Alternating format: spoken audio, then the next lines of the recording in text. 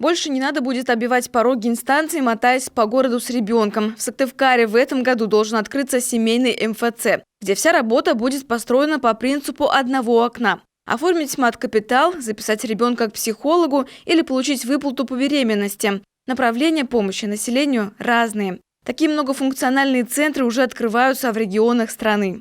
Это позволит более качественно, более быстро оказать те услуги, которые, чтобы человек не ходил из одного места в другое место. То есть он будет здесь и сейчас будет оказано это. Будут все службы, на сегодняшний день проходит учеба. Это высококвалифицированные специалисты.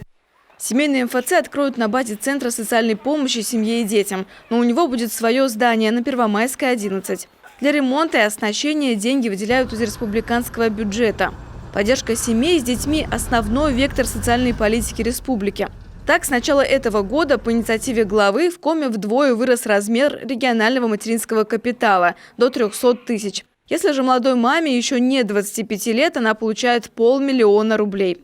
Поддержали беременных и на стадии подготовки к материнству. Выплаты будущим мамам увеличены в 10 раз. На новый уровень вышло и социальное обслуживание населения. Количественные показатели значительно выросли. Мы смогли охватить всеми видами социального обслуживания во всех формах, и на дому, и в полустационарной форме, и в стационарной, 30 450 человек. Мы все-таки внедрили пилотный проект по созданию системы долговременного ухода. С сентября прошлого года мы активно провели эту работу. Нам удалось трудоустроить, это новые рабочие места, 208 помощников по уходу. Согласно новому национальному проекту «Продолжительная активная жизнь», его анонсировал Владимир Путин, задача республики к 2030 году охватить долговременным уходом 100% населения, которое полностью или частично нуждаются в обслуживании. В Коме это порядка 4500 человек. Проработка задачи начнется уже в этом году. Пилотными муниципалитетами станут Сыктывкар, Эжва, Сосногорск и Усть-Вымский район. Большие планы и в отношении занятости населения.